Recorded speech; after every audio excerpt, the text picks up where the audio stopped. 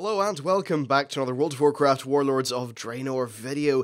This time we're going to be covering an interview, but this is definitely one that you should stay tuned to because there are one or two little snippets of information about garrisons and a few other things that basically we previously didn't know, so really interesting stuff.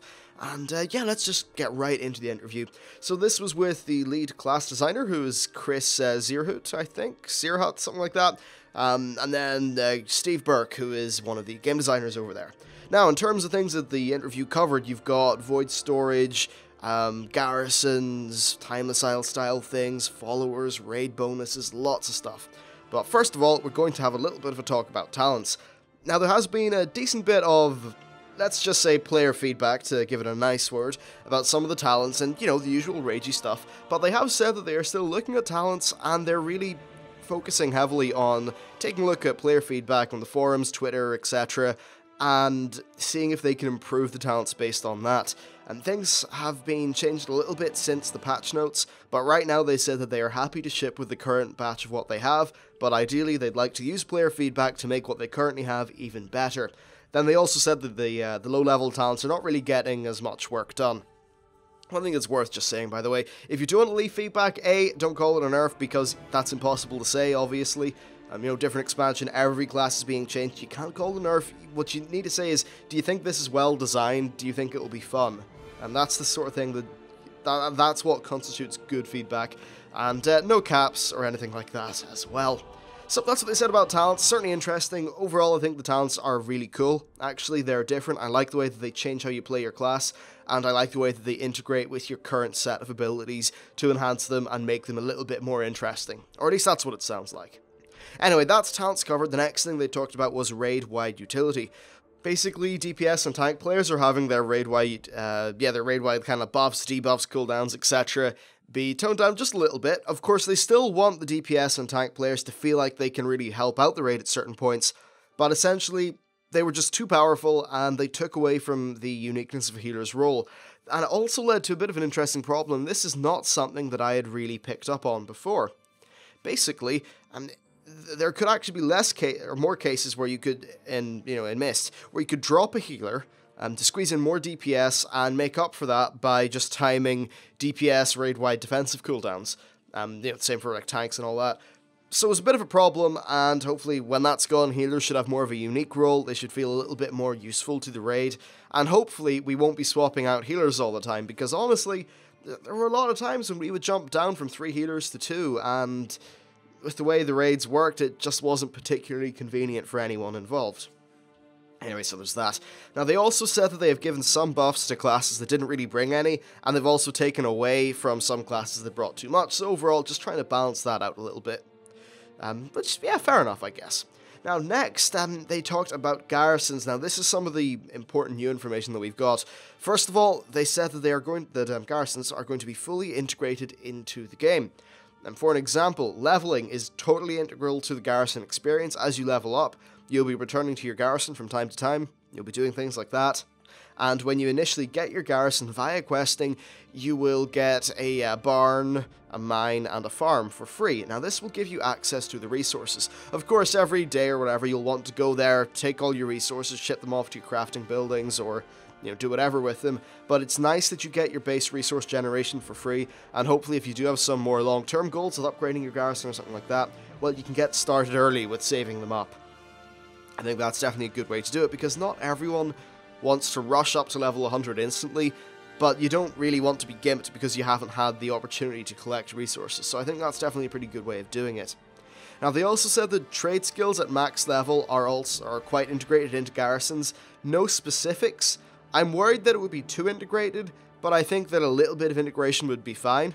Honestly, like if, say in Pandaria, right, you had it so that the leatherworking place was the Grummel Bazaar in Kunlai, the Silken Fields were the tailoring place, and it was just annoying, because anytime I wanted to make some celestial cloth, I'd have to fly into the Valley of the Four Winds, go to the Silken Fields, and do it there. Well, if that's all in your garrison, then I think that's okay, but I just don't want it to be overly connected. I think they should be separate but integrated, if you kind of get my drift. So that's interesting enough. Now, they also said that you can recruit some quest NPCs into your garrison. I think one of the examples he gave was you, I don't know, free an orc from a dungeon, and then afterwards you're like, hey, yo, orc, you wanna come to my garrison and work for me? And then the orc says yes. Now, of course, you actually will have a limit in terms of how many followers you can have, and since every follower will have various, things that they're good at and bad at, there'll be choices to make there. In terms of the followers themselves, they also said that they will have a full set of gear with item levels, stats, and all that, and you can send them on missions, and ideally you'll want to base the followers that you send on these missions on what they're good at, so you're not just going to have one A-team that does everything. You will unlock more mission types over time as well, and then choosing the right character, and the right follower characters to go on all these missions will actually help your chances of A, completing it successfully, and B, getting better loot. You can get gold, silver, and bronze levels of treasure, and they will right up just tell you exactly what your percent chance of getting each is, and perhaps if you swap in, maybe it's a a hostage rescue mission, as an example, and one of your followers is really good at rescuing hostages, that's totally, contrived, and yeah, that's not an actual thing they said, but just as an example, if you were to send a whole bunch of people who were good at hostage rescue, then you'd have a higher chance of getting better loot from it. Honestly, that's kind of nice, and it does actually, it adds more decisions, and it means that you have to be a little bit more thoughtful in terms of how you level up your followers, and what ones you recruit, and all that stuff. So there are going to be hard decisions with the followers, but then also with buildings, because obviously you can't have every building that's in the game. You'll probably want to tie your buildings in with the professions that you have in that character, and then some of the things that you enjoy doing in that character. Now here's the really, really big interesting bit. They confirm that sometimes your garrison will be attacked, and that you personally will need to muster a defense. You'll get a pretty large reward from it, and from what I can tell, you can either fight yourself, well no, you can fight yourself, but then you can also bring in some of your friends if you want. So it seems like this kind of cool multiplayer experience. I'd hope that if you brought in friends, it would maybe ratchet up the difficulty just to sort of balance that out a little bit. So yeah, pretty cool stuff. Then next, they said that with raid bonuses being removed from professions, they've decided the trade schools should go back to basically being about trade. And the main goal is, of course, to make things and sell them to people and contribute to the economy. So if you don't enjoy that kind of gameplay, then it's 100% optional. Initially, the reason why so many trade skills got their raid benefits is because engineering already gave raid benefits with its grenades and its nitro boots and all these various other things, so they decided that they needed to add them to the other professions to make them viable, which was certainly one way of doing it, but now it's at the stage where you end up just choosing the perfect ones for your class or spec or whatever, and there's not really a decision there that is based on the actual trade component of your trade skill. They obviously don't like that. I think that's fair enough, and this is an idea that I actually support. I think that it makes sense. Now, one interesting thing with this interview is that they said, it was Perculia from Wowhead, and she said that with engineers being able to sell their various little toys and gizmos and the useful raid things to other players, will that not be a bit ridiculous because everyone will be running around with nitro boots and all these crazy things? Well, the developers said that they're actually considering having some of these engineering cooldowns be shared with potions or various other things like that, so that you can't just use your nitro boots every minute or whatever, and yeah, I just think that in terms of movement-based fights, if everyone had nitro boots, then Blizzard would have to design the fights with nitro boots in mind, which honestly I don't think would turn out too well. Okay, so next, they also said that they have lined up a lot for the Warlords of Draenor patch content. They said that they're going to be using the bonus objective system quite a bit to make things more interesting, and one of the examples of that is that if you went to Ashran and you ran near a fortress, you might get a bonus objective appear on your screen that would say, hey, go collect some cannonballs. And if you do that, then you return, hand them in, and you get maybe a buff for Ashran, then some rewards. So hopefully it's just meant to feel a little bit more integrated into the world, and more like you stumble upon an opportunity to do something rather than just be kind of led by the nose everywhere. So yeah, that's a good way of doing it, honestly, and I just hope that I hope that this doesn't turn out to be ultra deterministic, and it's just like, oh yeah, every day you go to the place where the cannons are, pick up the balls and turn them in, and that's basically a daily quest. I hope that it won't turn out like that, but from what I've heard, that's definitely not their intent, so I can't imagine it turning out like that. Then next, they talked a little bit about the Timeless Isle. They said that it was too small, basically, and that led to a lot of player collision, especially over rare mob spawns. This time they have the entire continent to work with, so I think that definitely works out quite well. They can spread things out a little bit more so there's less player collision. And then, of course, there's just more room to work with. They can put rare mobs in places where they really make sense rather than just randomly spawning them in a field or something, because it's the Timeless Isles and you're running out of space. Yeah, it's funny with the Timeless Isle. It really was too small in hindsight, wasn't it? And it was a little bit of a concern that I had back during the PTR, but after a few months, I've got to say that was a right concern to have because, yeah, it's too damn small for a zone like that. They need to make something bigger next time round. Anyway, so they also said that they basically looked back and they realized that really over time they've been keeping people on rails too much. So what they're going to do is make it a little bit more like it sort of used to be back in the day, where you can really go explore every nook and cranny, and basically exploration gameplay will be there a lot more. They're going to be adding treasures into the world in a whole bunch of different places. And these could be maybe on a cave, on a ledge, maybe, I don't know, a ledge involves jumping around the place or doing something cool to get to, maybe using your class abilities or things like that. Now, this is actually one of the reasons why there's no flying, because flying would kill exploration, because people will just go and fly from point to point. There'd be no gameplay. So, as an example, right, say they put a treasure on top of a tower full of orc guards, and that treasure's got something pretty cool in it. Well, when you can just fly onto the top of that tower of orc guards, then you completely mitigate the gameplay, only get the reward. That breaks the reward loop for that kind of content, and it's very diminishing to gameplay. Another example, right? Let's say, yeah, Guild Wars 2, right? It's got these jumping puzzle little things. Now, maybe you could have a jumping puzzle. It's basically just climb your way up some cool rocks or something like that. If you can fly, that gameplay is completely impossible. Completely impossible. You just can't do it. As another example, if this was happening while flying was still there, then the best that they could do would just be to shove all the treasures inside caves so that you're forced to dismount when you go into them, but that would just be kind of shit. I support this decision fully, as someone who is very interested in game design, has designed a few games and is working on things at the minute. This does make sense. Of course, I wouldn't really worry too much about the lack of flying really impeding your ability to get around the place. They're going to make, what you call those flappy dudes that take you from place to place? Flight paths, that's it. They're making flight paths better. You have a guild perk which actually increases your flight path speed by 20% as well. So that'll be good.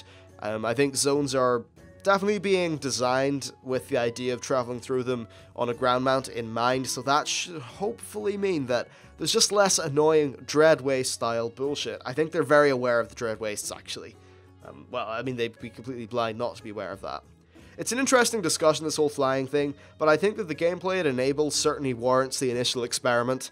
When maybe patch 6.1 or 6.2 rolls around, then we'll see how it goes. But it's the kind of thing, really, I just think they need to try it until, they need to try it to see.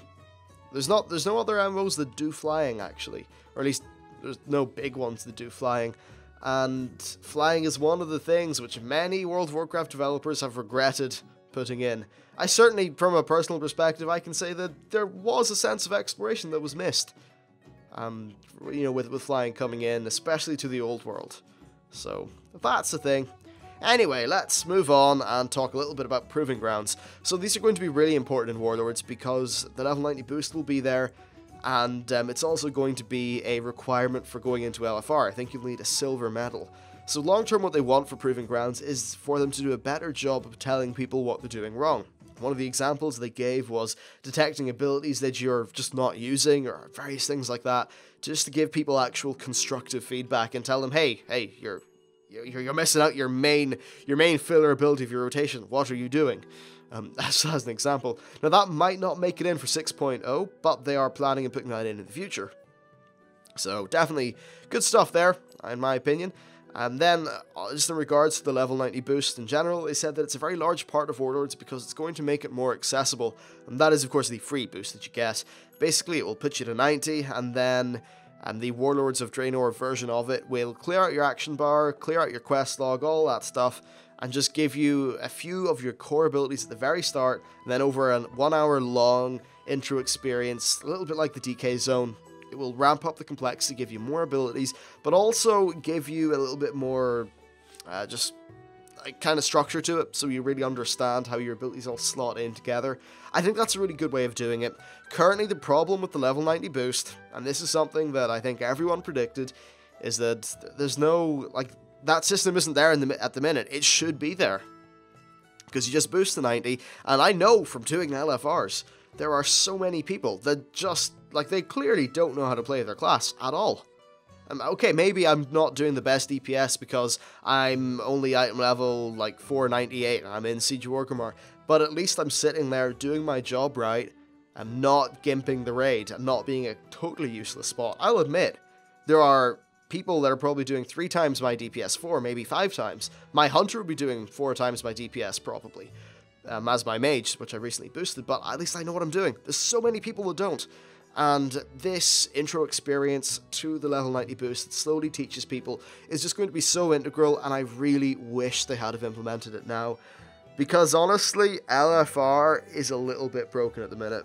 Anyway, so that's that. And next, they talked a little bit about Valor Points. Now, they said the Valor Points have went through quite a few different iterations. They used to be there for protecting people from bad luck, but now they just feel that the best thing to do is remove Valor Points, but then improve the luck-based experience. That's something that has people terrified, I know. But what they're doing is that they are tracking the loot that you get in your character a lot, and they're going to make drops a lot more dependable than they currently have been.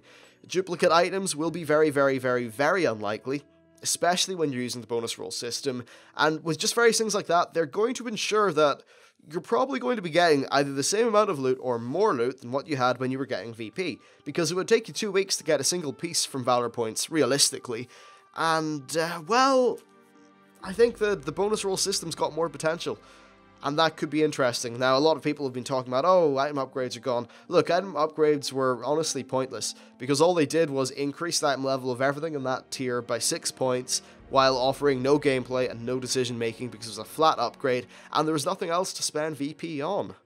So that was the deal with that. I think Valor Points were great for a time. They've kind of outstayed their welcome now. There are better game design style things that Blizzard can do to improve that experience, and at least it's interesting that they are doing that. Maybe if it totally falls in its face and fails, they'll bring VP back, but honestly, I can't see it failing if they have their loot detection and bad luck protection just better done than it currently is at the minute, and they have said that that is one of the main focuses that they're working on for loot, so definitely makes a lot of sense.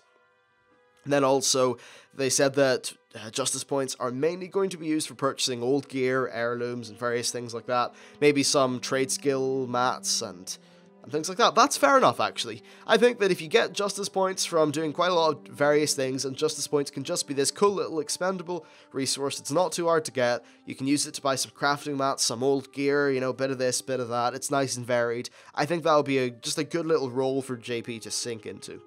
And then finally, they closed off the interview by saying that this is, well, Warlords will be the best time to get into the game with the free boost, the gradual ease, and then the fact that you can just go right into playing the leveling experience with your friends and various things like that. And with all that said, that is the interview covered. Overall, very interesting. I'm really happy to hear about that Garrison defense. I think that's fantastic. I hope the Garrisons are well integrated into the game, but I hope that they are not a absolutely necessary part of trade skills. But if they do help out with trade skills, then I guess that's okay, because the people who are interested in trade skills are going to have the in-game gold to upgrade the garrison, so it won't be much of a problem, really. Yeah, interesting stuff all around. Do let me know what you think about this in the comments. You know, keep it reasonable and all that stuff, obviously. Everything's tentative and unfinished, and it was just an off-the-cuff interview in PAX East. But anyway, that's it for the interview. Thank you to Wowhead for being there, doing the interview and that kind of thing. And then thank you for watching, and I will see you next time.